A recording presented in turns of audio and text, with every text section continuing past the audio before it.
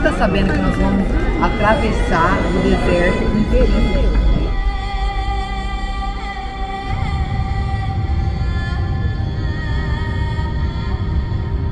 E isso tudo aqui que vai acontecer é uma promessa de Deus. E as promessas de Deus, elas se cumprem e elas se realizam sempre.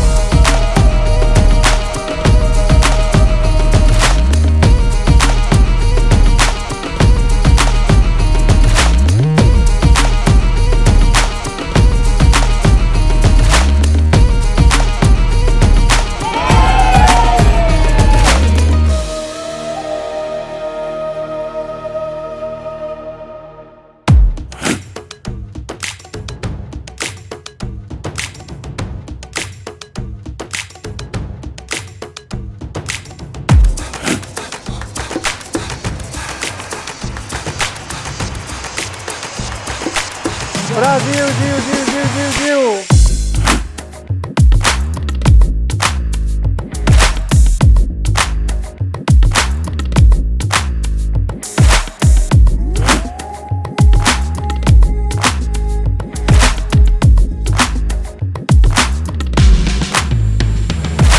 Se a gente hoje, nessa era que a gente vive, com tudo que a gente tem, a gente acha as coisas impossíveis, vocês imaginam 1000 anos atrás, né? Para fazer mais de 100 mil homens trabalhando para isso ficar pronto.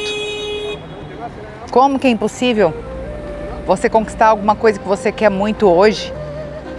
Você desejar muito uma obra, seja material, qualquer coisa da sua vida. Como que você acha impossível se isso foi feito sem recurso nenhum, sem equipamento, sem material apropriado, sem guindaste, sem carro, sem ônibus, sem as coisas que a gente tem hoje em dia? O que é impossível? Aqui desse lado está a pirâmide de Quéops, a maior pirâmide, e aqui desse outro lado a de Khafre.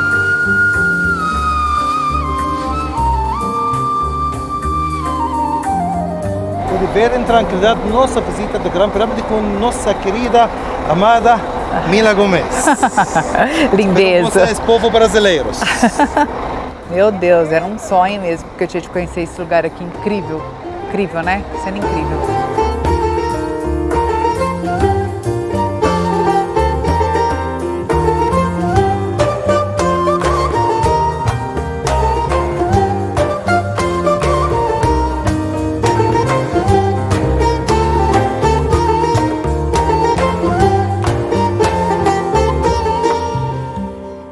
Sabe o que é mais importante e interessante em visitar essas pirâmides?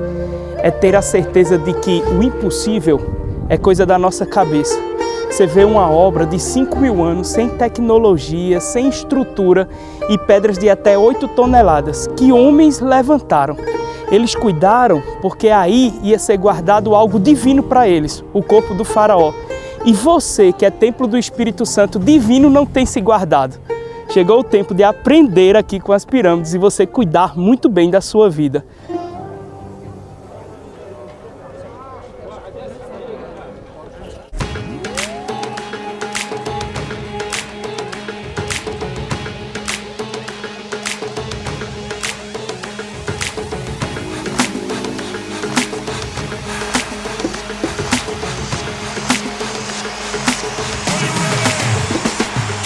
E a estátua da Esfinge? Esta estátua era uma rocha que sobrou depois da construção do complexo da segunda pirâmide do rei Khafre. A estátua foi aproveitada para dar ênfase para a beleza do complexo piramidal. Está virada para o lado oriental para vigiar o nascimento diário do Sol e guardando por detrás a necrópole, que são as pirâmides do rei Quéops e Khafre Mequerinos. Aqui tem o corpo de leão para mostrar a força animal e a cabeça humana, que tem a figura do próprio rei Khafre. para mostrar a inteligência do homem. A barba não se encontra agora, está no Museu Britânico, o nariz foi partido. Condenam os soldados de Napoleão injustamente, porque Napoleão respeitou a cultura egípcia, dizendo a sua frase famosa aos seus soldados: 40 séculos vos contemplam. Quem partiu o nariz foi um fanático islâmico do século X, que queria acabar com a influência pagã em território egípcio. E fez isto tanto com a esfinge como com outras estátuas. Isto aqui é o legado da cultura egípcia. Isto aqui é um passado glorioso dos egípcios, a era faraônica, uma fase muito importante, mas isto aqui é o berço da humanidade. Aqui o início de toda a cultura humana.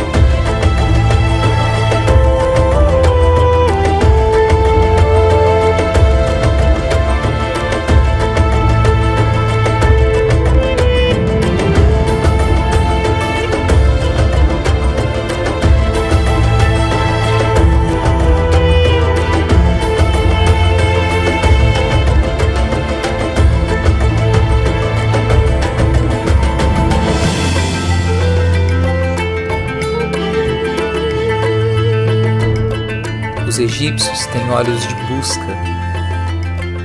Dentre os resquícios de uma história tão antiga que mal conseguimos conceber uma busca por aceitação.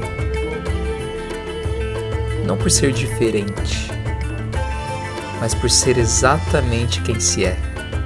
O berço de uma civilização inteira.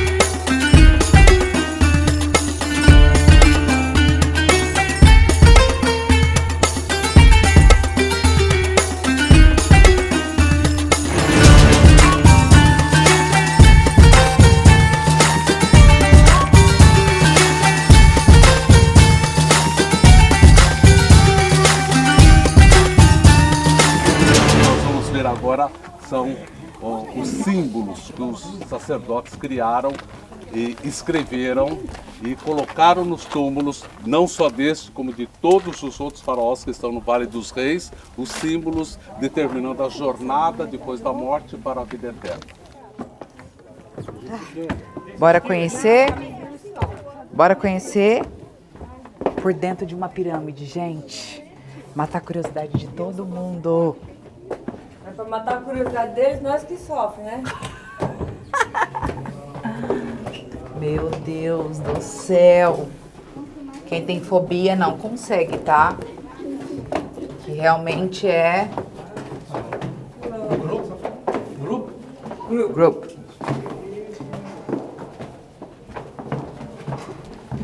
Que louco, cara.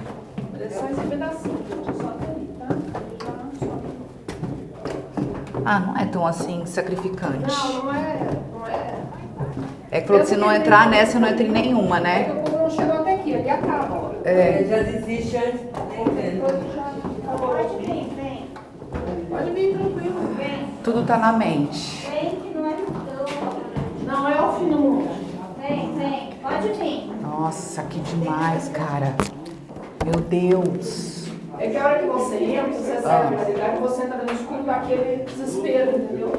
Aí depois que eu olho, eu acostumo. Tô me sentindo no Indiana Jones. Tan, tananana, tan, tananana. Tan, tananana, tan, tananana. Tan, tananana, tan, tananana. Olha. E aí, Marcelinho? Como tá a emoção? Aqui era o túmulo? Hã? Não. Quero... Aqui está a Câmara Mortuária do Rei Unas. E você entrando, você vai ver toda a constelação, todo o céu, a perfeição do que seria o céu, porque onde está o Rei morto, ele está no céu. Então, há 2.800 anos antes de Jesus nascer, 4.800 anos atrás, isso aqui era uma maravilha de pintura azul com estrelas brancas no teto. E nas paredes, toda a história da jornada dele a partir da morte. Todo o processo dele a partir da morte. No Museu do Papiro, é possível a gente entender essa jornada, eu vou explicar. E é muito importante a gente entender essa jornada, porque isso vai ser um legado para Moisés. Onde eu segura, moço? Ui! A Santa Martina! Aqui na alça cheia! Aqui é peão de rodeio de Barreto, meu amor! Enfrente seus medos, gente. Misericórdia, Senhor Jesus! Meu Deus! Ai! Enfrente seus medos, gente. Montanha-russa, camelo, tá tudo certo. Que delícia! Meu Deus, é muito bom. Meu Deus, agora eu quase caí. Ai, meu Deus. Ai. Nossa Senhora. Mais uma aspiração mesmo real. Ai, Marcelinho deu umas pernas da bamba. Enfrente seus medos, gente. É gostoso, vale a pena. Estamos na Saqqara, primeiro templo, pai de todos os reis faraônicos. Olha que lugar incrível, mágico, de energia ímpar, que vocês não têm noção. Lugar que vocês visitando o Egito, vocês têm que conhecer, porque é um lugar maravilhoso. Aqui é um sítio arqueológico, então as primeiras pirâmides, as primeiras tentativas de pirâmides foram construídas aqui, como a gente já mostrou e vai mostrar no decorrer dos vídeos. Mas olha só, gente, que coisa de louco isso. É incrível.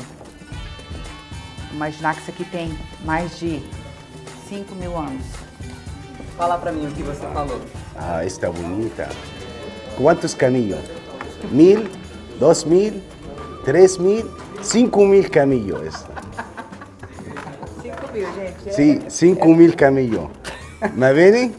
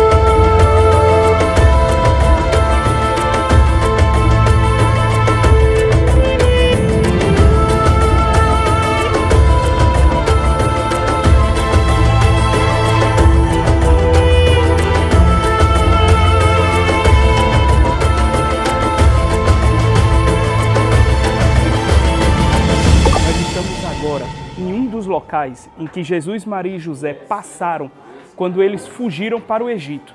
Eles tiveram que fugir porque Herodes, onde eles estavam, começou a perseguir as crianças diante do surgimento do Messias, Jesus de Nazaré. Então aqui foi onde Jesus passou. E sabe o que é mais interessante? Depois da passagem de Jesus, Maria e José, foi despertado no coração de muitos egípcios o desejo de também ser cristãos. E aqui começou uma revolução espiritual na vida deles, em que muitos disseram, nós também queremos viver o que esse menino vive. Meu Deus. É gruta real.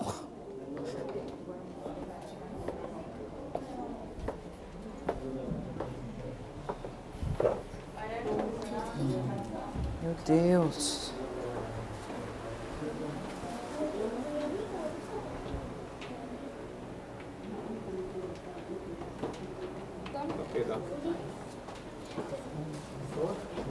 Demais.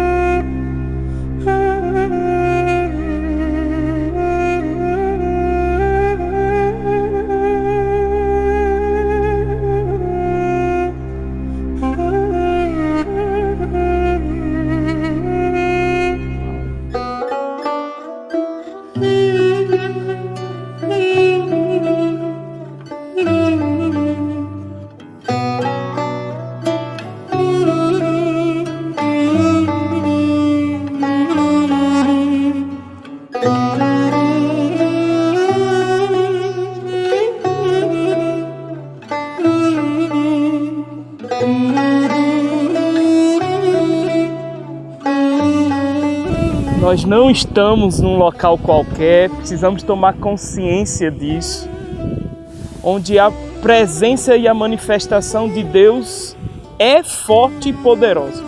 Onde Moisés teve que subir, onde Moisés foi convidado. E fala a palavra de Deus que as pessoas que acompanhavam Moisés diziam, nós também queremos ouvir a voz de Deus.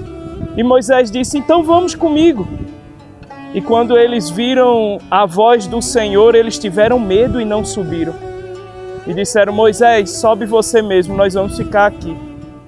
E muitas vezes nós também fazemos isso, nós não subimos com medo da voz de Deus. E hoje é um dia de nós tomarmos coragem, rompermos e quebrarmos as barreiras do nosso coração, da religiosidade, daquilo que nos impede de ouvir a voz de Deus.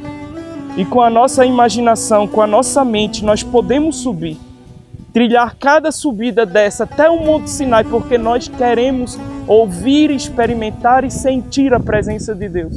O Senhor continue assim, nos dando, Senhor, sabedoria em todos os campos da nossa vida, que a gente possa, Senhor, cada dia mais poder ajudar outras pessoas e que a gente possa, Senhor, sempre estar na Sua presença. Eu te agradeço, Senhor, em nome de Jesus.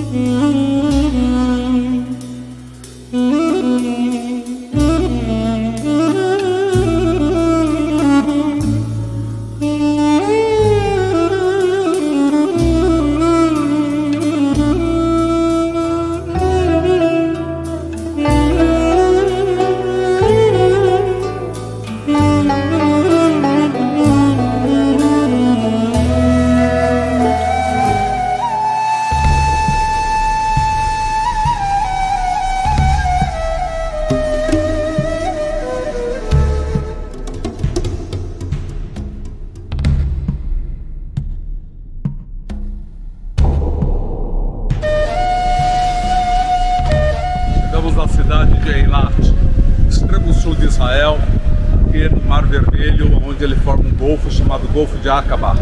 E aqui nós podemos ver não só a terra de Israel, como também a terra da Arábia Saudita e como também a terra da Jordânia.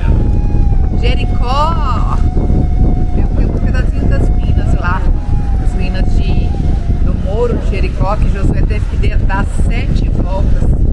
Ele acreditou na palavra de Deus, ele deu 7 voltas dentro do muro, para o muro cair. Demais, nós vamos ver tudo isso. Bem-vindos a Israel, Brovim Rabaim Leeretz Israel, né, como a gente fala em hebraico, estamos chegando aqui.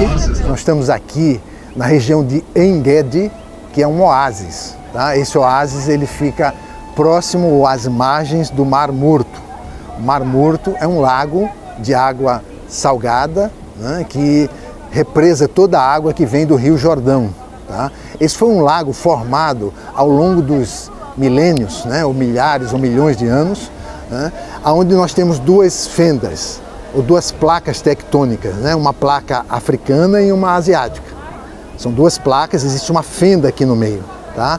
E essas 2 placas elas estão se movendo, né, para norte. E elas criaram, nessa fenda, cria um vale que é exatamente a região do Mar Morto. Mar Morto, Rio Jordão, né, até o norte, até próximo às colinas de Golã. Tá?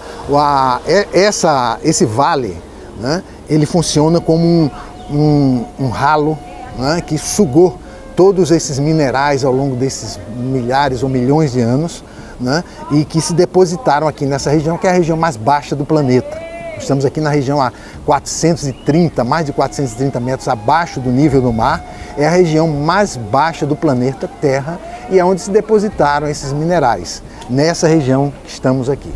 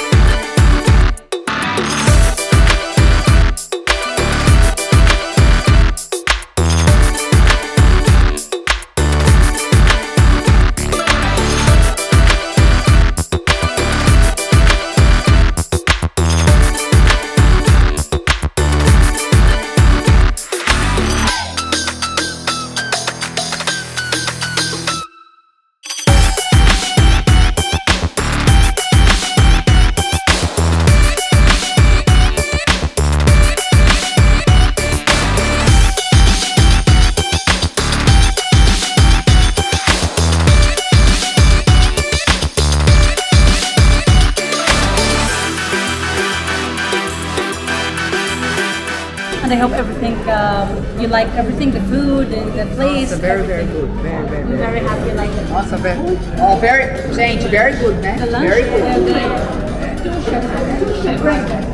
Yes, sure. Do you want to see the chef? Yes, sure. I will tell you. It's a pleasure to meet you. Thank you. O Rio Jordão que abastece esse buraco enorme que nós estamos na Terra. Nós estamos a 400 e tantos metros abaixo do nível do mar. Significa dizer que se nós estivéssemos agora lá no Rio de Janeiro, na praia de Copacabana, no Rio, para vir para cá, nós teríamos que entrar no mar e descer 400 metros para dentro do mar para chegar aqui. A profundidade aqui é a mais profunda de toda a Terra. É o lugar mais profundo da Terra, é onde nós estamos. E é extremamente rico, não só em sal, em cloreto de sódio, mas em vários minerais como potássio, magnésio e outros, né, que são explorados aqui e que são muito úteis para o ser humano, né, incluindo na parte cosmética, a parte de beleza, a pele. Ele faz muito bem, esses minerais fazem muito bem a pele, né? As pessoas vêm para cá e se beneficiarem em termos de saúde, né, e da sua pele aqui na região do Mar Morto. Viva Brasil! Aleluia, bom dia!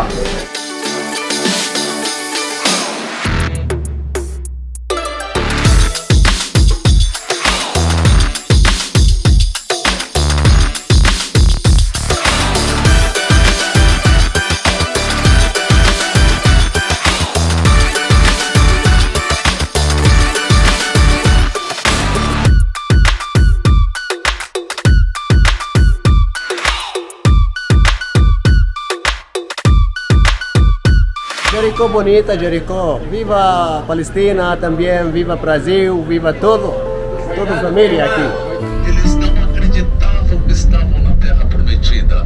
Então Josué, com aquela multidão, circundou esta cidade do nosso lado esquerdo no primeiro dia, uma vez.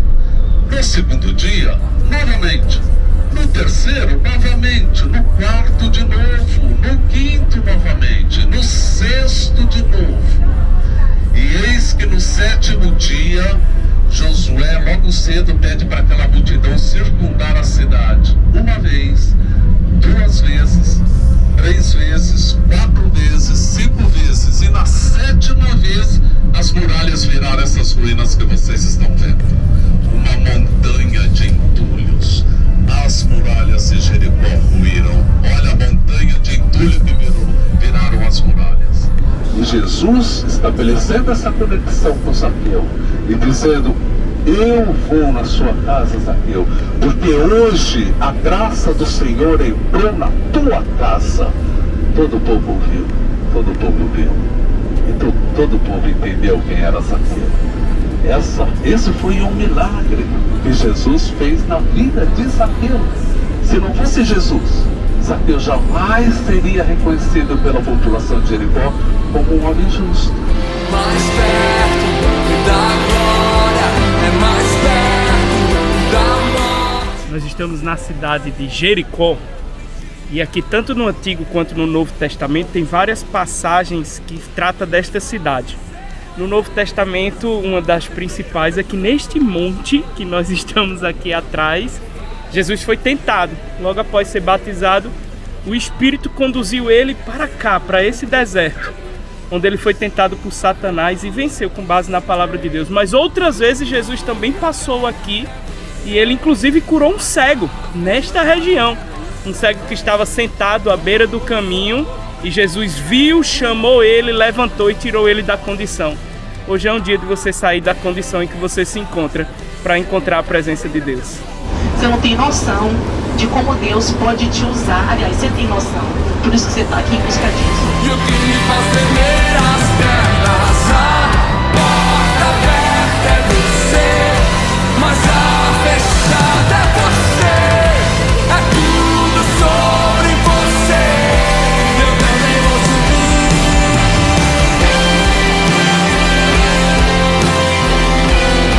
Eu também vou subir, eu vou subir.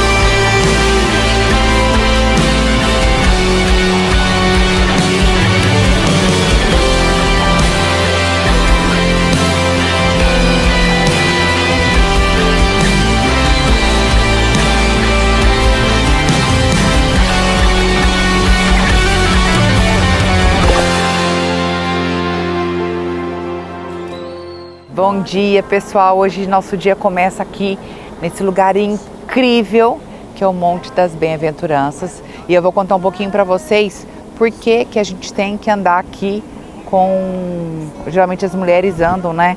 Com esse pano, cobre a cabeça, cobre os ombros. Por quê? Porque não pode andar com alcinha e nem mostrar na perna. Quer dizer, não pode mostrar do joelho para cima, tá?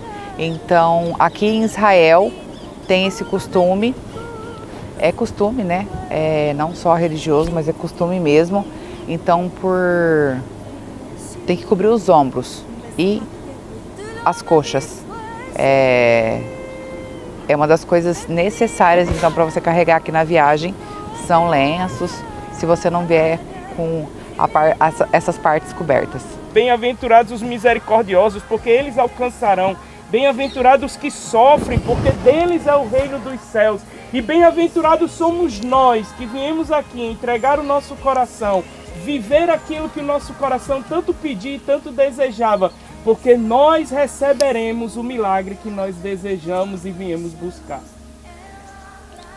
Se o Senhor deseja de você neste momento, como Ele desejou daquela multidão, dessa multidão que está ao seu redor, é que você apenas confie. Que você coloque o seu coração no coração dele e diz: Senhor, talvez eu não esteja vendo e nem sentindo ainda o milagre, mas eu confio que ele já existe na minha vida.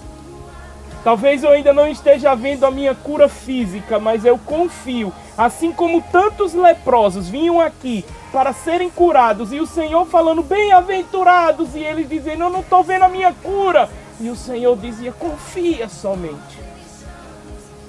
Hoje o Senhor enche o seu coração de confiança, um dom espiritual, para que você se erga. Quando a gente se levantar destas pedras, não seja mais o mesmo homem nem a mesma mulher, mas seja um homem e uma mulher dotado deste poder espiritual chamado confiança, em que ainda que eu ande pelos vales tenebrosos, nem o mal eu temerei, porque eu confio que o Senhor está comigo.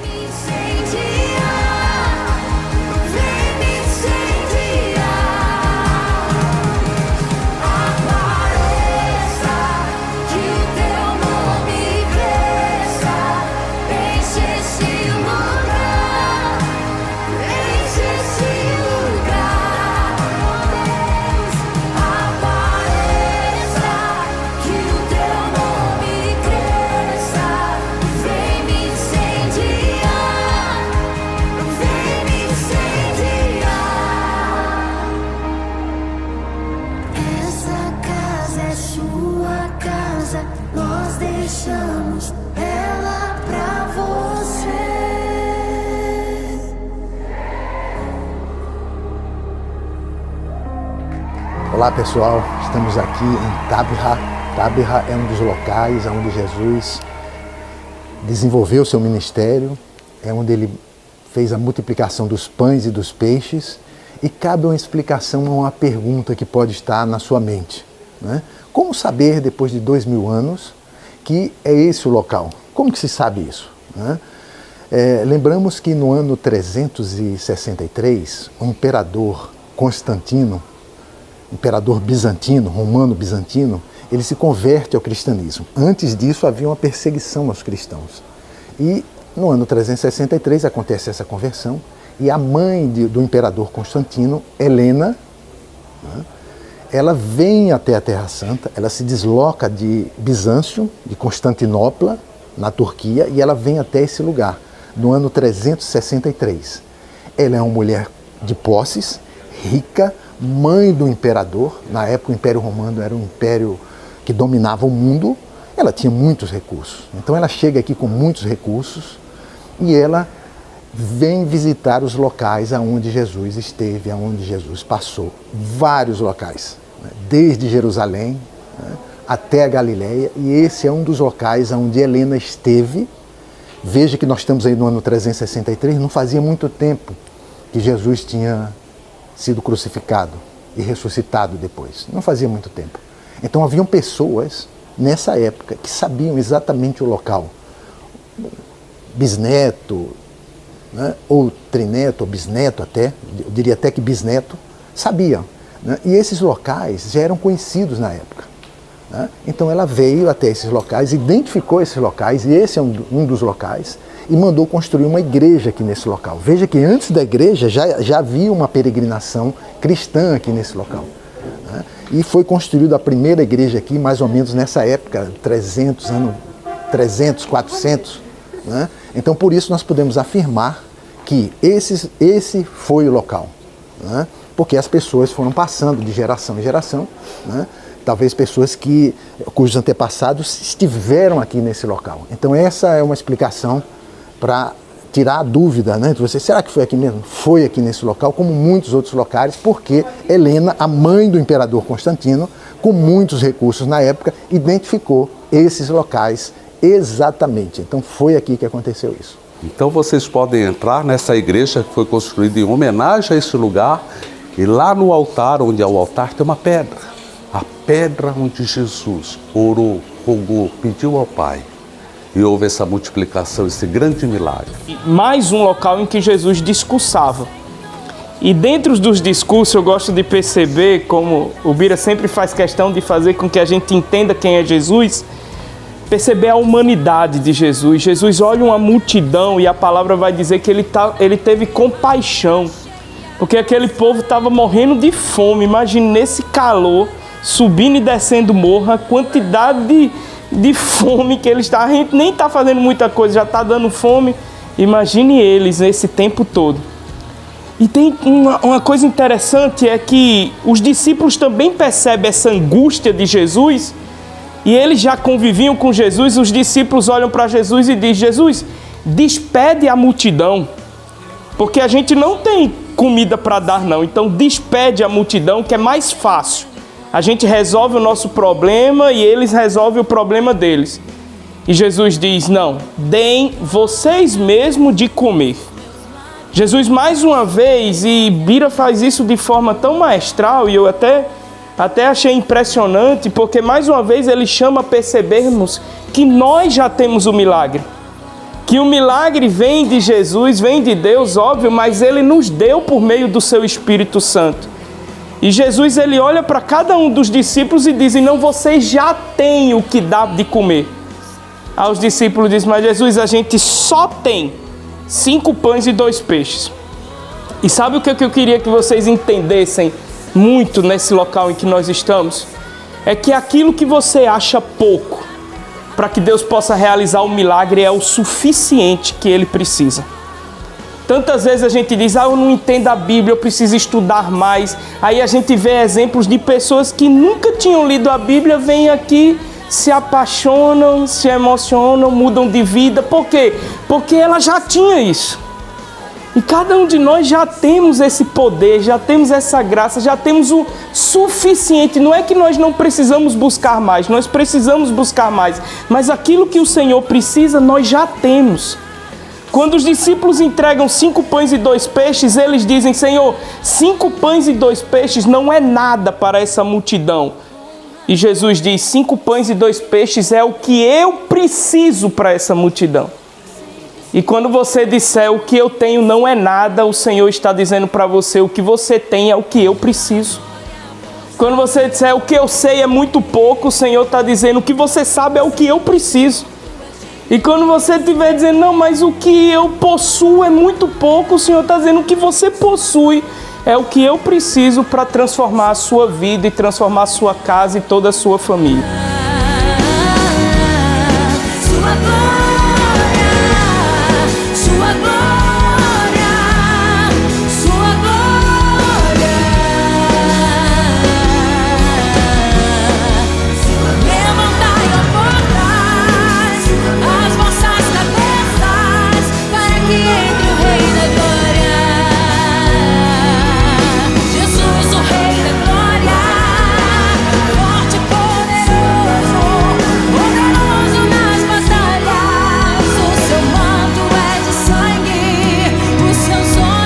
Você tem o dom da palavra. E Jesus está te acordando. E os discípulos estão acordando Jesus. E a única coisa que Jesus quer é que você esteja acordado do lado deles. Para vocês sempre estar ministrando uma palavra para alguém que está precisando naquele dia, naquele momento, naquele local. Muito obrigada mais uma vez por vocês estarem aqui comigo. Obrigada, obrigada, obrigada. 2000 anos atrás, tudo isto existe. E não só existe, como não é assim em ruínas. É uma cidade magnífica, bem estruturada, uma cidade com boa infraestrutura, uma cidade importante, uma cidade comercial, às margens do Mar da Galileia. E é impressionante essa cura da sogra, porque o próprio Evangelho diz que Jesus, ele sai da sinagoga e vai para a casa de Pedro para poder curar a sogra. Só um minutinho. Jesus sai da sinagoga e vai para a casa de Pedro. Sinagoga, casa da sogra de Pedro. Uau! Mas é isso. Mas muito mais do que isso também, é uma revelação do próprio Cristo de que a presença de Deus não está somente aqui. Rogério, na sinagoga não existe a presença, mas para aquela época só existia o Santo dos Santos, só existia a manifestação para algumas pessoas e em determinados locais. Quando Jesus ele sai da sinagoga e ele diz, não, vamos para a casa de Pedro, e lá ele cura a sogra de Pedro, isso é uma coisa assim maravilhosa. Por quê? Porque ele está dizendo, não é só num local. É onde tiver um ser humano, é onde tiver um coração necessitado, é onde tiver uma esperança. Então essa realidade de que ele saiu daqui e foi para lá, muito mais do que simplesmente uma dança, está falando de uma realidade interior que hoje o Senhor também nos chama a vivermos não somente na dependência de locais, de pessoas, mas vivermos completamente na graça. Completamente na certeza que hoje, eu, Rogério, vocês são templos do Espírito Santo. Onde é que está a maior sinagoga de todas hoje? Está sentado nesse banquinho aqui. E chegou o momento da gente, fazendo essa caminhada, nós também conversarmos com o nosso interior. Porque é aí onde Deus mora. Senhor, abre os meus olhos, preciso ver a realidade de quem eu sou, criado em ti, a tua semelhança.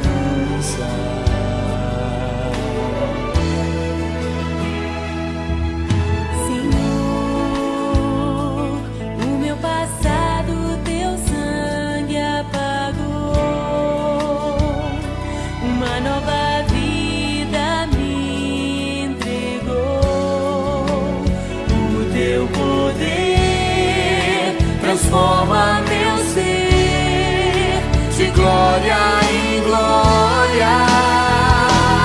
Eu nasci de novo em ti. Sou mais que vencedor. Eu nasci de novo, faz-me ver assim como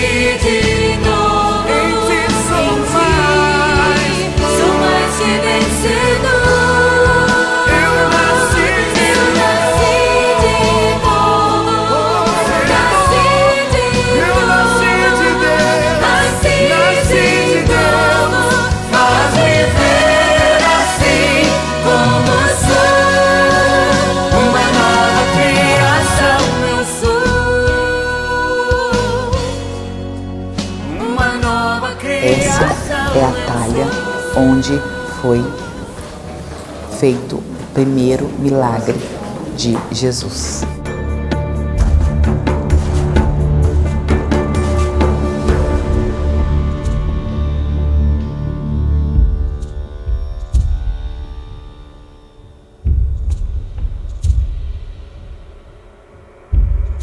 Bem, pessoal, nós estamos aqui em Caná da Galileia, que é onde Jesus realizou o primeiro milagre transformando água em vinho em um casamento. Que casamento? O casamento judaico.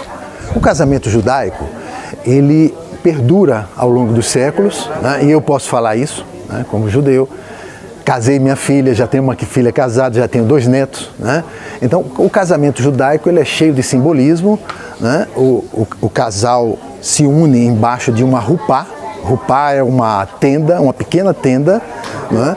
Que as pessoas seguram ali e ali se dá a cerimônia, né? Cerimônia de casamento, enfim, as duas famílias estão ali, cheia de simbolismo, né? Nessa cerimônia, um dos simbolismos é uma taça que é quebrada pelo noivo. O noivo quebra aquela taça. Acho que alguém já deve ter visto isso aí, quem foi no casamento judaico. Tá? O que é esse simbolismo de quebrar a taça? Primeiro, existem vários significados. Mostra a fragilidade da vida. Nossa vida é frágil e o quanto que nós temos que cuidar dela e nos preocuparmos com ela. Tá? Segunda coisa, mostra que nós temos que quebrar o nosso eu. Por quê? Está havendo a união do casal ali. Não é mais um. Agora são dois, então cada um tem que abrir mão de uma determinada coisa para que esses dois sejam um, né? Em sonhos, em vida, em propósito, na criação dos filhos. Eu acho que esse é o maior simbolismo do casamento judaico e que serve para os dias de hoje e para sempre. Nazaré era um amontoado de cavernas dentro de montanhas. Nazaré era o que podemos chamar de uma pequena aldeiazinha de pobre, gente pobre. Moravam nas grutas. Se há 2000 anos atrás viéssemos visitar Maria, nós temos que descer ali, subir a escadinha, bater na porta para ela abrir e a gente entrava na casa de Maria. Morava dentro de uma gruta. Hoje é essa basílica.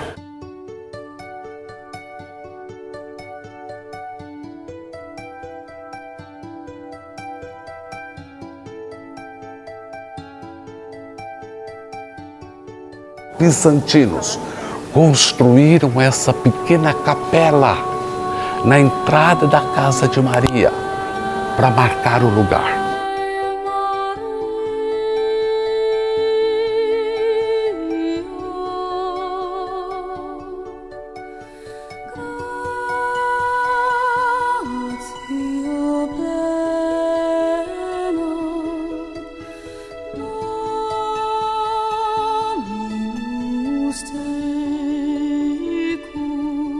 Fora esse pequeno povoadinho aqui, ninguém conhecia Maria. Ela era alta, ela era baixinha, ela era gorda, ela era magra, ela andava ereto, ela andava curvada, o cabelo dela era comprido, o cabelo era enrolado, o cabelo dela era escuro, o cabelo dela era claro, e os olhos, e o sorriso. Ninguém sabia. Mas nós não conseguimos conviver com essa possibilidade. Nós precisamos saber. Então, ao longo dos tempos, a gente vai criando a nossa imaginação. No Brasil, não se sabia como era Maria.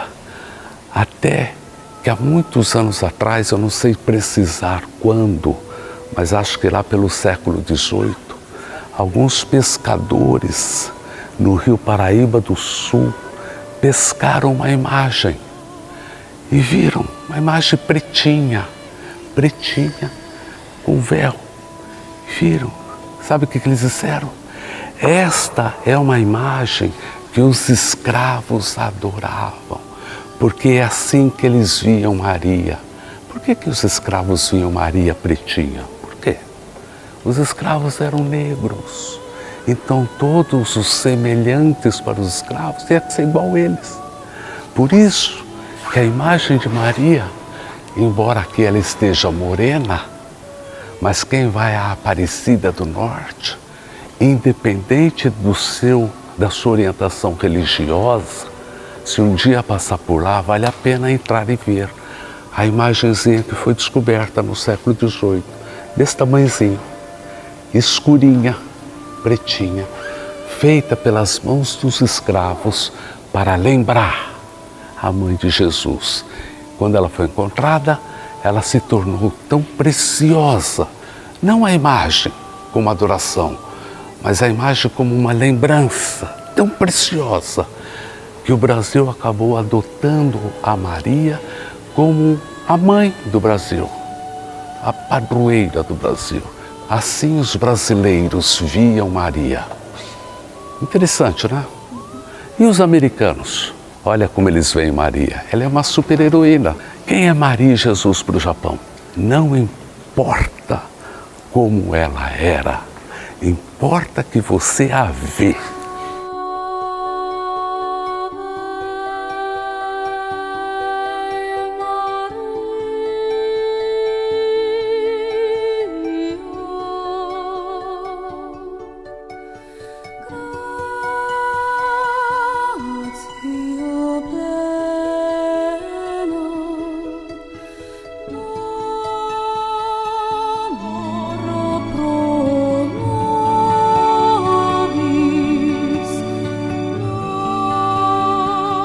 Uma das coisas que a gente nunca pode esquecer é que essa jovem aqui, ela de um local pobre, simples, ela foi escolhida por Deus. Deus escolheu Maria e Maria carregou no seu ventre o privilégio de ter o Salvador. As controvérsias, infelizmente, vêm daquilo que a gente ouve falar, daquilo que a gente escuta dos outros e esquece de escutar o que o próprio anjo, boca de Deus, falou: ave cheia de graça.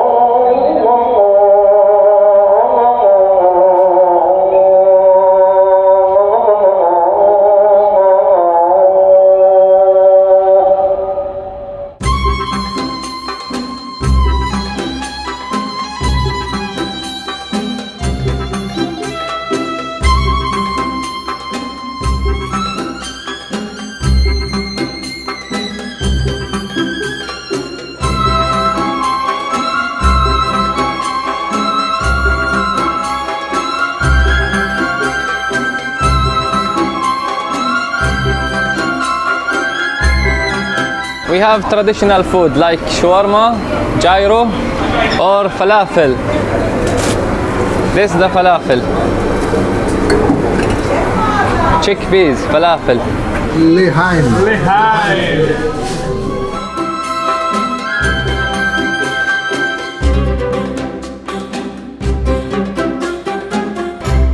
Estamos num dos lugares mais incríveis que a gente tem certeza que o fato real da Bíblia aconteceu aqui, que é o Morro do Precipício, onde uma cidade toda revoltada por Jesus ter falado que uma passagem da Bíblia de Isaías estava acontecendo naquele exato momento com ele, quando ele estava dando a sua palavra na sinagoga, trouxeram Jesus para cá para tentar dar o fim na vida dele.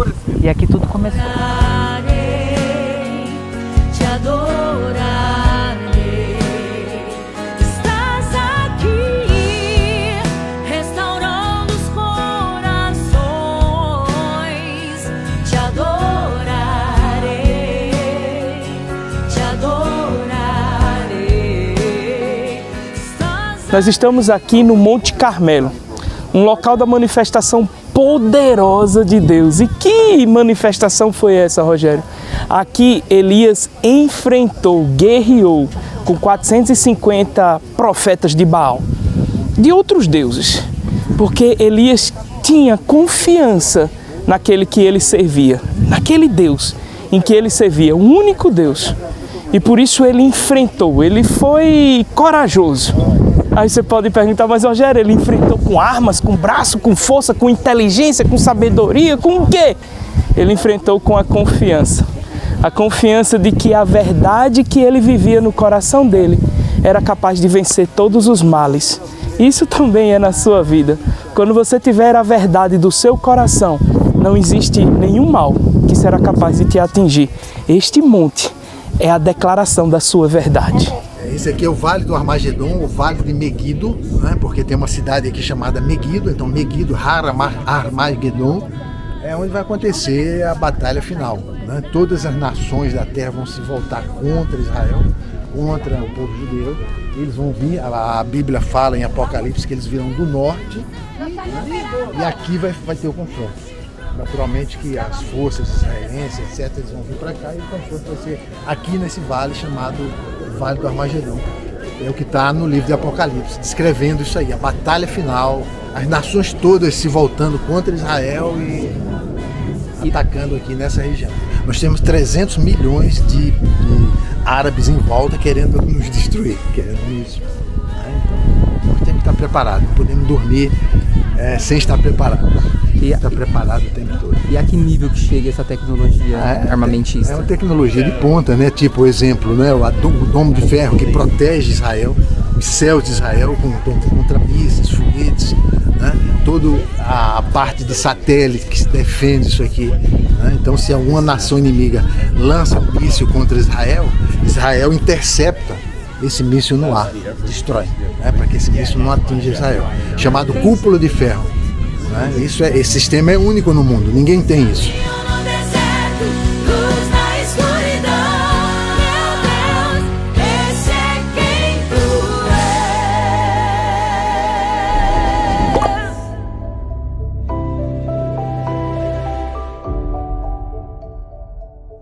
Ok, família, nós estamos aqui na cidade de Bet Sahur, nós estamos aqui embaixo de Belém, a 3 quilômetros ao sul de Belém.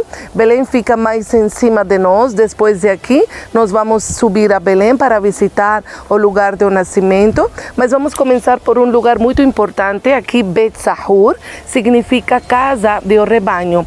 Toda palavra que começa com Bet significa casa, então casa do rebanho, porque aqui foi a casa de los pastores se turnaban de noite para cuidar de las ovelhinhas, aparece a luz do cielo, eram los anjos, los pastores ficaram muito assustados, mas los anjos dizem, não teman, les he venido a trazer la boa nova, hoy ha nacido en la terra del rei David un salvador, e vão ter por señal a um menino envolto em faixas e deitado em uma manjedoura.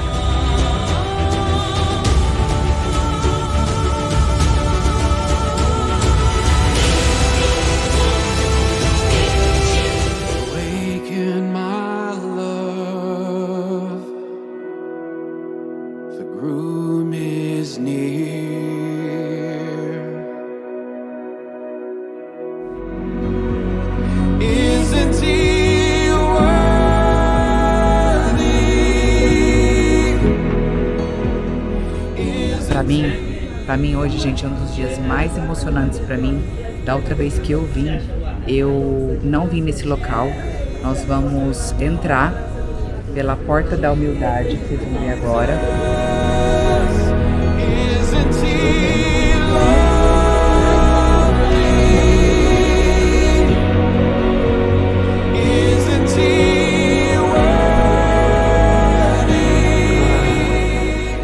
Helena, mãe do imperador Constantino, por ter muito dinheiro, ela veio para cá na época mais ou menos de 360 anos depois de Cristo, né? E ficou sabendo pelas as histórias das pessoas que viviam aqui, onde que eram os lugares sagrados. Então o que ela fez? Ela construiu igrejas em cima desses locais. Então por isso que na maioria dos locais sagrados todos têm alguma igreja.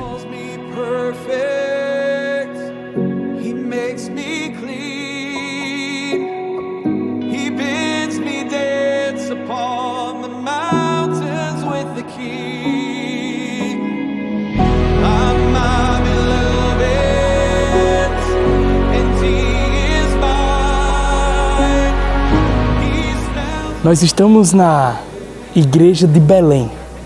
E o interessantíssimo, essa igreja aqui, ela é cuidada pelos católicos, ortodoxos e pelos armênios. Olha que legal. Aqui em cima de mim nós temos turíbulos. O que são turíbulos? É onde se coloca incenso e ali o cheiro da glória de Deus se manifesta. E cada turíbulo desse tem uma bolinha. Essa bolinha você usa muitas vezes na sua árvore de Natal. E essa bolinha significa que é Natal. Porque nós estamos numa igreja em que é Natal todos os dias.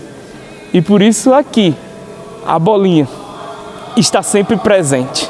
Na sua vida, hoje é Natal, um novo nascimento.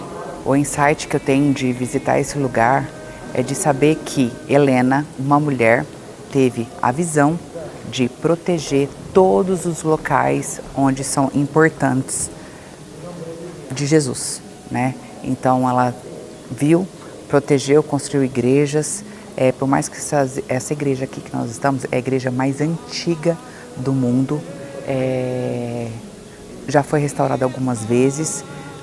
Tentaram destruir ela, principalmente a entrada, só que a hora que os persas viu que ia destruir, tinha lá a figura dos 3 reis magos e eles pensaram, não, aqui passaram pessoas do Oriente, então a gente não vai destruir.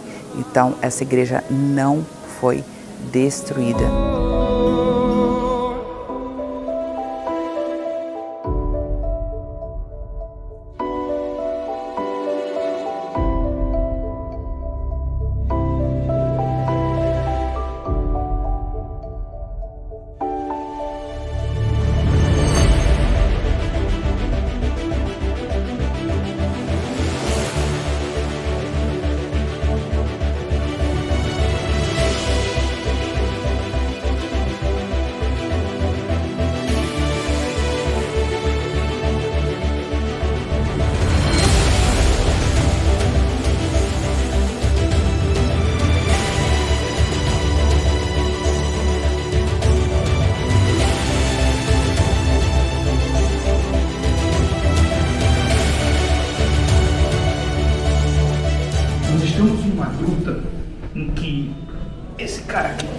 Chamado Jerônimo, ele fez a tradução da Bíblia hebraica para o latim. O hebraico foi o escrito original. Na época existiam duas Bíblias, 2 línguas, a hebraica e a grega. E então Jerônimo foi enviado para cá, para essa Terra Santa, para poder pegar o original, a Bíblia hebraica, e traduzir toda para o latim para poder levar para Roma. E tudo isso demorou 35 anos e foi feito nesse local que nós estamos.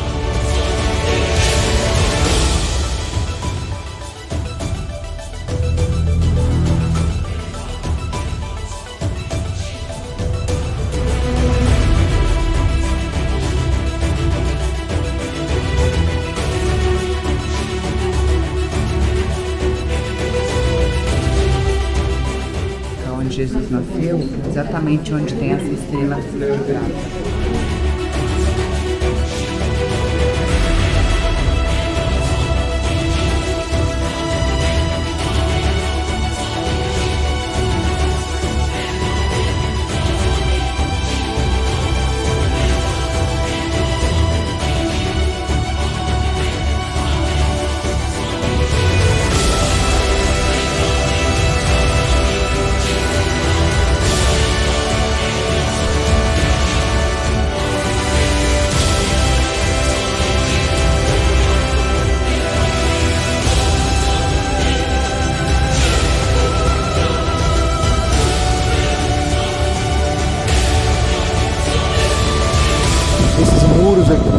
Eles vão, é a cidade velha. Tudo que está dentro, cidade velha, tudo que está fora é cidade nova. 4 bairros, tá? Bairro judeu, bairro muçulmano, bairro armênio, tá? E bairro cristão. 4 bairros. Convivem super bem. Sem problema, tá? Todo esse complexo, tá? É chamado de Monte Moriá. Monte Moriá. Tá? Agora, por que o primeiro templo de Salomão foi construído aí? Tem uma explicação interessante. Por quê? Por que será? Quem escolheu esse local foi o rei Davi. O rei Davi que escolheu esse local. Quem construiu foi Salomão, mas quem escolheu foi Davi. Por que Davi, será que ele escolheu por acaso? Por que será que ele escolheu? Porque Davi sabia que nesse local, ali hoje onde está o Domo da Rocha, embaixo, tem uma pedra, tem uma rocha, que isso aí é um topo de uma montanha, aonde Abraão trouxe Isaac a pedido de Deus para ser sacrificado. Todos conhecem essa história, tá? Então Davi sabia que era ali.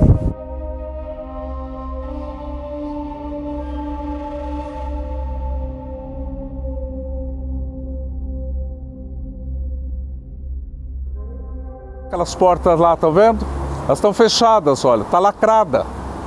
Você percebe lá que aquilo era uma porta que hoje está fechada? Ele vai sair por ali há 2000 anos atrás. E havia denúncias contra Jesus. Então os romanos tinham uma ordem para recolher Jesus e entender melhor que denúncias são essas. Se ele é um criminoso, se ele é um perigo para Roma, se ele oferece algum real perigo. Os romanos precisam entender isso. Então os romanos oferecem uma recompensa. E por um acaso Judas, que anda junto com Jesus, ele entende que, ok, é só para saber quem é Jesus, presta atenção no que eu estou falando. Judas questiona, é só para saber quem é Jesus? Sim. Ok, eu mostro para vocês quem ele é. E por isso Judas recebeu 30 moedinhas, chamadas 30 ciclos de prata. Está escrito na Bíblia. Eu tenho certeza que alguém de vocês tem uma moedinha prateadinha pequenininha, escrita número 1. Essa é um ciclo de prata. Judas recebeu 30. 30 ciclos são mais ou menos R$40. Mais ou menos R$40. Foi o que Judas recebeu dos romanos e combinou com os romanos que quando houvesse uma oportunidade, Judas indicaria quem é Jesus. Mas como você vai indicar? Não tem problema. Nós nos cumprimentamos no nosso jeito de existir, na nossa comunidade da Galileia, sempre com o ósculo sagrado. Sabe o que é o ósculo sagrado? O homem beija outro homem. Isso é o ósculo sagrado. Então ficou combinado. Quando Judas vê os soldados se aproximando, Judas se levanta, vai perto de Jesus, muito carinhosamente, e o beija na face. Esse era o código. Nesse momento, os romanos já sabem quem é Jesus e prendem Jesus. O chefe do templo, Caifás, recebe Jesus, questiona Jesus, julga Jesus, condena Jesus e não pode fazer mais do que isso. O chefe do templo, ele pode quase tudo, ele não pode tudo, mas ele quer tudo. Então o que ele faz? O chefe do templo manda Jesus para o rei de Israel, o rei Herodes, porque o rei de Israel vai julgar Jesus, vai questionar Jesus, vai condenar Jesus e não vai poder passar disso também, porque ele é o rei de Israel. Mas quem manda em Israel é o imperador romano em Roma, só ele pode. Então o rei de Israel, Herodes, manda Jesus para o representante do imperador romano que está aqui em Jerusalém. Amanhã você vai conhecer esse lugar. Qual o nome do representante? Pôncio Pilatos. Levam Jesus para Pôncio Pilatos. Na minha imaginação, tarde da noite, Pôncio Pilatos já devia terminar de jantar, já tinha tomado uns vinhos, já estava pensando em dormir, e vem aquela questão para ele. Ele não está sabendo, ele não conhece esse assunto. Ele não tem nada a ver com esses judeus todos aí que brigam entre si. Mas vão e apresentam toda a questão para Pôncio Pilatos e fala, e acusa, e diz. Pôncio Pilatos escuta e fala, tá bom, traga o prisioneiro. E lá vai, levam Jesus, o prisioneiro, calado, mudo, como disse o profeta Isaías. Lembra, João Marcos, do que o profeta Isaías disse? Calado, mudo, como um cordeiro. Ele foi ao matadouro. Levam Jesus lá para Pôncio Pilatos e Pôncio Pilatos olha, observa, escuta as acusações, olha para Jesus, olha. Sabe o que Pôncio Pilatos diz? Não vejo mal nenhum neste homem. Não consigo ver mal nenhum neste homem. Ele não é perigo para Roma. Ele não é um perigo para Roma. Mas o povo quer que ele seja morto, justiçado. O povo quer. Pôncio Pilatos escuta o povo clamando pela morte de Jesus, mas ele não vê mal nenhum naquele homem. Então ele vai até Jesus, olha que interessante, ele vai até Jesus e diz, você sabe quem eu sou, você sabe o poder que eu tenho o poder da tua vida nas minhas mãos, eu posso te tirar dessa situação, eu posso. Peça que eu tiro você dessa situação. Me peça, porque eu posso. O único momento que Jesus diz alguma coisa em todo esse processo, o único momento que ele abre a boca e diz alguma coisa, é quando Pôncio Pilatos termina de falar. Na minha imaginação, Jesus ali. Quando ele escuta Pôncio Pilatos, eu imagino Jesus levanta a cabeça, olha bem nos olhos de Pôncio Pilatos e diz para ele: nenhum poder é dado a você sobre mim. Só o meu Pai no céu tem poder sobre mim. Diz isso para um representante do imperador romano e todo mundo ouviu. O grande Pôncio Pilatos, Jesus diz isso. Pôncio Pilatos que afronta, se assusta, se afasta, que ousadia. Mas Pôncio Pilatos continua entendendo que não tem nenhum mal naquele homem. E ele não quer o sangue daquele homem nas mãos dele, ele não quer. Então ele chama alguns empregados que estão ali perto com uma bacia de água. E na frente de todo mundo, ele, em nome de Roma, lava as mãos. Roma não tem nada a ver com esta injustiça, com esse crime bárbaro que vocês querem cometer. Roma não tem nada a ver com isso. Ele lava as mãos e entrega Jesus para o povo. Faça com ele o que vocês quiserem. A partir daí, Jesus é levado para a fortaleza dos soldados romanos. 10, 11 horas da noite. Soldados aquartelados, fechados, sem diversão. Soldado não tem as meninas para namorar, não tem nada. Eles são soldados, não tem o que fazer. E de repente joga no meio dos soldados aquele que é chamado o rei de todos os reis. Soldados, Mila, só bebendo o dia inteiro, festa, bebendo, 10, 11 horas da noite, estão completamente embriagados. E jogam lá o prisioneiro e fala: faça o que vocês quiserem. Ele é o rei, ele diz que ele é o rei de todos os reis. Os soldados vão se divertir com ele.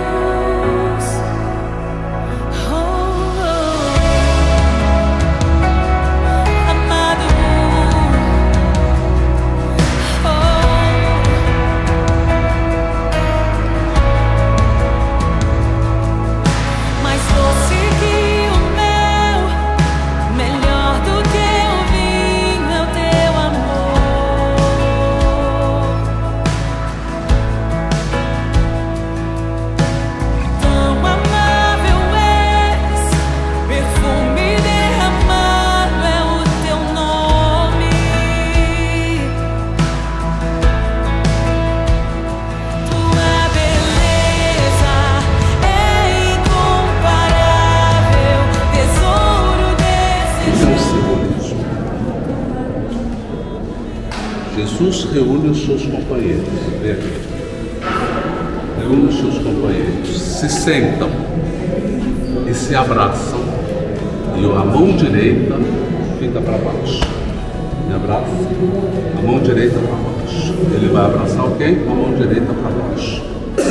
E Jesus vai comer a ceia com seus amigos. Lembra o que ele disse? A mão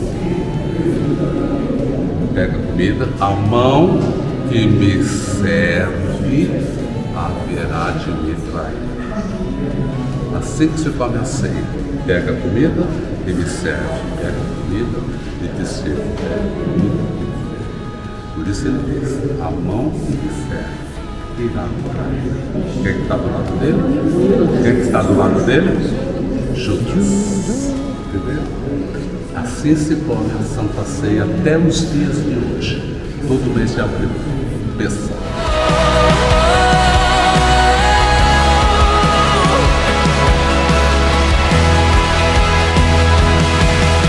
A gente está agora no local, gente, que é um dos locais para mim, assim, que eu senti uma energia incrível. A mesma energia que eu estou sentindo agora, um local que eu chorei muito, muito, muito, muito quando eu vi. E eu não sabia nada sobre o rei Davi. E hoje eu sei um pouco sobre o rei Davi. Depois de 5 meses estou voltando aqui. Rei Davi é o rei dos reis. Rei Davi que começou tudo. Rei Davi que fundou Jerusalém. Rei Davi é o rei Davi, é o rei dos reis. Aqui está o o túmulo. As mulheres têm que ficar separadas dos homens. Aqui está o símbolo do judaísmo, como vocês podem ver. E é um local também que eu falo para vocês que vocês têm que visitar.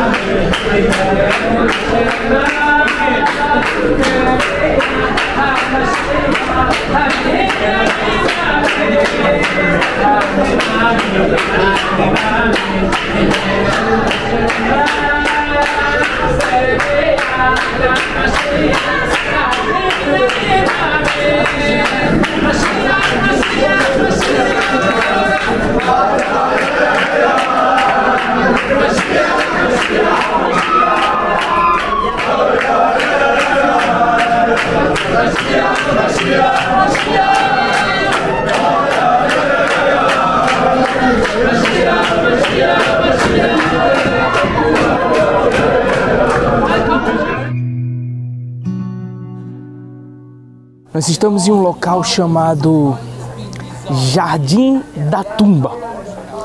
Este local era a residência de José de Arimateia. José de Arimateia é aquele que na Bíblia pediu o corpo de Jesus para poder enterrar. E onde é que ele enterrou? Numa tumba que era dele. Aqui nós estamos na casa, aqui existe a tumba de José de Arimateia, onde provavelmente Jesus passou 3 dias lá, porque ele já não está mais lá. Você vai ver, está vazio. Ele ressuscitou. Lembra que os romanos dominavam a terra aqui na época de Jesus. Foram muitas pessoas crucificadas. Quando Jesus foi crucificado aqui no Calvário, para muitos habitantes de Jerusalém, era mais outra crucificação que eles nasceram crescendo e vendo isso acontecer aqui em Jerusalém. Bem, os romanos não crucificavam as pessoas em lugares altos, que era para todo mundo passar e ver a pessoa crucificada. Então, qualquer movimento, qualquer ameaça de golpe contra o regime romano, eles crucificavam. Bem, nos filmes, nos livros, eles mostram Jesus e os 2 ladrões crucificados lá em cima de uma montanha, de um lugar alto, né? Isso não era bem o que os romanos faziam. Os romanos nunca crucificavam ninguém mais alto do que onde que estava o batalhão dos soldados, porque senão ia mostrar que aquele que estava lá em cima crucificado era superior a eles. Essa era a mentalidade que eles tinham naquela época.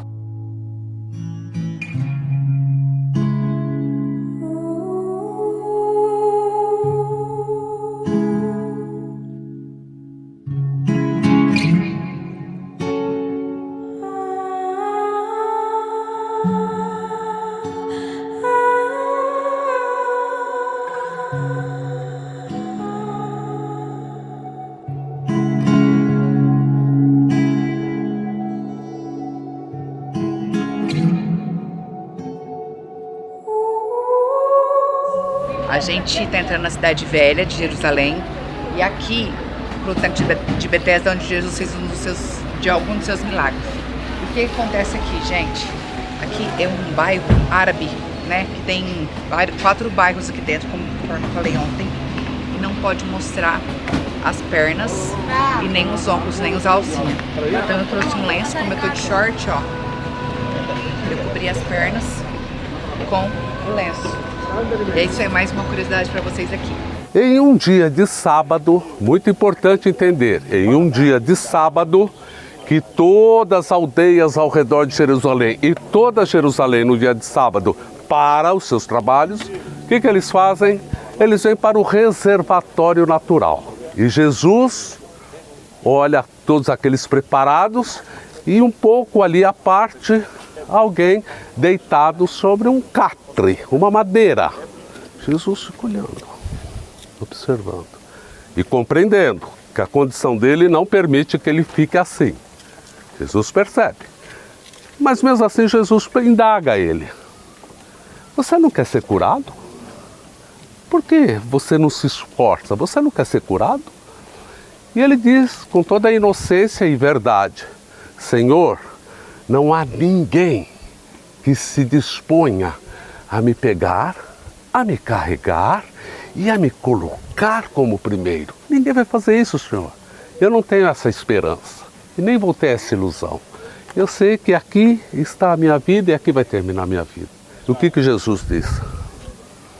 Levanta, levanta, pegue essa sua cama e ande. Mas deve ter feito isso de uma forma tão estrondosa que quem ouviu aquilo levantou, pegou a cama e andou, obedeceu.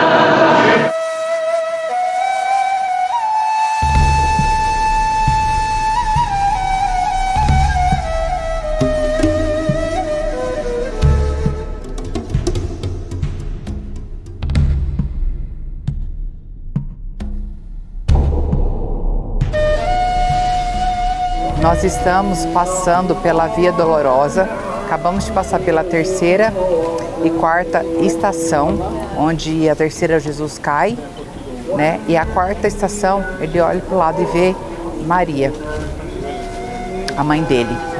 Então vamos percorrer por todo esse caminho, que é um mercado árabe, aqui é um bairro árabe, e é isso aí, vem.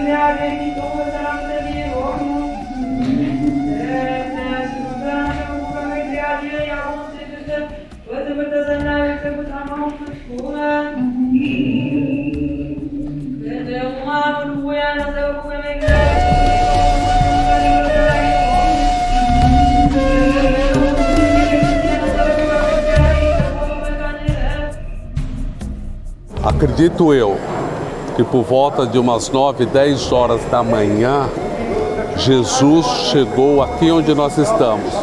Pai, em Ti entrego o meu espírito.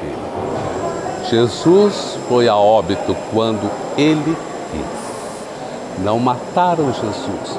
Jesus se deixou morrer. Em Ti entrego o meu espírito. Tudo está consumado. E morreu. Quase 5 horas da tarde de uma sexta-feira. O que acontece? Perto de 5, 5 e meia na sexta, o que acontece? Shabat. Começa o sábado, o dia do descanso. Não há tempo para fazer o serviço funerário. Tiram Jesus rapidamente da cruz. As mulheres, soldados, todo mundo foi embora. Acabou o show. Só ficam as mulheres. Tiram Jesus, a mãe de Jesus, a mãezinha dele. Tira o filho. Coloca ele envolto em uns panos. E coloca ele sobre esta pedra. Sobre esta pedra. Ali, chamada pedra morgue. A pedra do cadáver. Enrolam-no rapidamente, está chegando o sábado, não pode trabalhar mais, tudo rápido, enrola rapidamente e o leva para uma gruta que está ali na frente. Em algum momento, José de Arimateia está vendo todo esse espetáculo. Eu, na minha imaginação, estou vendo José de Arimateia em lágrimas, sofrendo. E ele vai até Pôncio Pilatos e diz: Pôncio Pilatos, você sabe quem eu sou, você sabe do respeito que eu tenho para com Roma, você sabe que eu sou cumpridor dos meus impostos, você me conhece o meu caráter. Eu quero te pedir uma coisa, Pôncio Pilatos, deixe eu tomar conta deste corpo. Pôncio Pilatos fala: ok, leva, seu. José de Arimateia vai pegar o corpo de Jesus e vai levar para um túmulo novo, lavrado na rocha. E lá ele vai fechar o túmulo e Jesus está sepultado. Passou o sábado, 5 e meia, 6 horas da tarde do sábado, começa o domingo, primeiro dia útil. Todo mundo volta às suas atividades.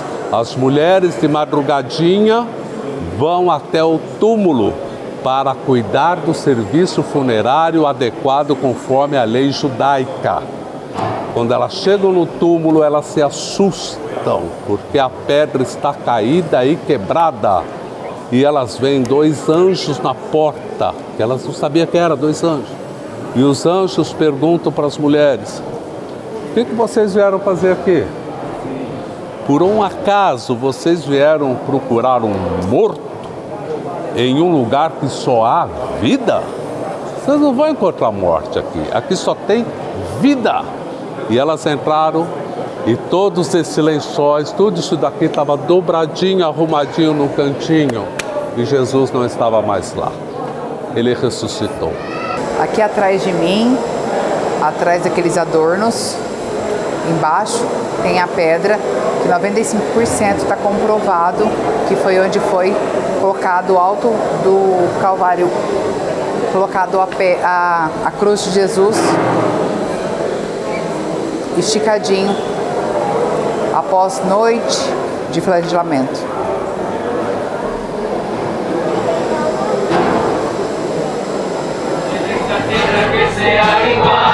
No hay nada que con él se pueda comparar. Tu amor, dígalo fuerte. No hay nada en esta tierra que sea igual. No hay nada que con Nenhuma lágrima foi em vão. Mas agora, Não precisamos mais chorar. O sangue de Jesus lavou seus pecados. Eles já não existem. Eles nunca existiram, porque você, como filho de Deus, sempre esteve salvo. Quantos corpos vocês acharam lá dentro? Quantos esqueletos, caveiras vocês acharam lá dentro? E sabe o que significa isso? Significa que já removeu a pedra da sua vida, da minha vida. Que já está tudo consumado, que Deus já fez. Enquanto as mulheres estavam pensando como vai fazer, Deus já estava dizendo, eu já fiz. Eu só preciso que você chegue até lá para ver com os seus olhos, experimente com o seu coração. E quando você está perguntando, mas como vai acontecer isso? Deus está dizendo, eu já fiz. Eu só preciso que você não volte atrás, eu só preciso que você não paralise, eu só preciso que você não deixe de buscar aquilo que seu coração pede em troca daquilo que seu racional questiona. Viver esse momento aqui, ele traz dois sentimentos. Estava falando com a Mila e estava orando ali em cima. Quando eu estava lá em cima e ele explicando as coisas, começou a gerar em mim uma indignação. Como falar como baiano, que sacanagem, velho. Que sacanagem fizeram com esse homem. Trataram ele como bandido. Eu estava conversando com o Bira outro momento, fizeram um julgamento à noite. Porque tinha gente que amava Jesus. E se fizessem durante o dia, ia causar uma rebelião aqui. Fizeram de julgamento, que é para que ninguém soubesse. Sepultaram, crucificaram ele já de madrugada, que é para quando tivessem o povo acordando, ele já estava lá.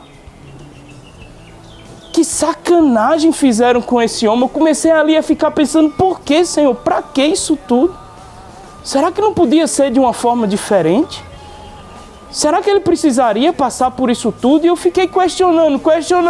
Quando eu cheguei aqui, eu entendi. Ele não está mais lá. Ele ressuscitou. E muitas vezes, eu repito, na nossa vida é assim. O problema é que a gente só para lá e não faz o caminho até aqui.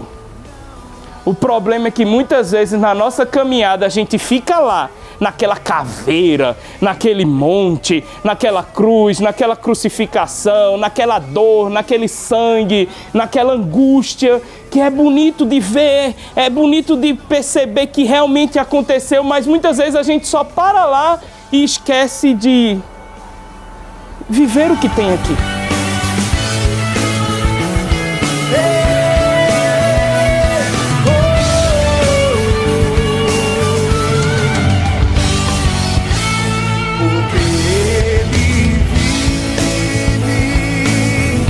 Posso crer no amanhã, porque ele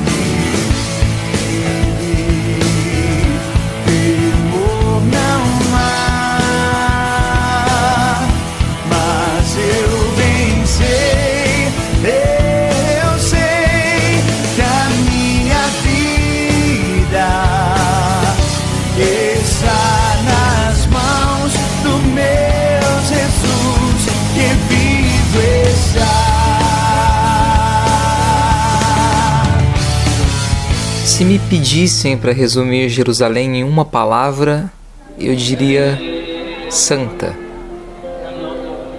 Santa para os cristãos que se prostam sobre o milagre da vinda do Salvador, ou para os judeus que ainda esperam a vinda do vosso, ou até mesmo os muçulmanos que sob os ensinamentos de Maomé se curvam nas mesquitas. Mas uma coisa é certa, essa terra é a terra de todos os povos, pois independentemente das crenças que cada um tem, existe uma só criação, uma só vida que nos faz iguais. Cansei, para não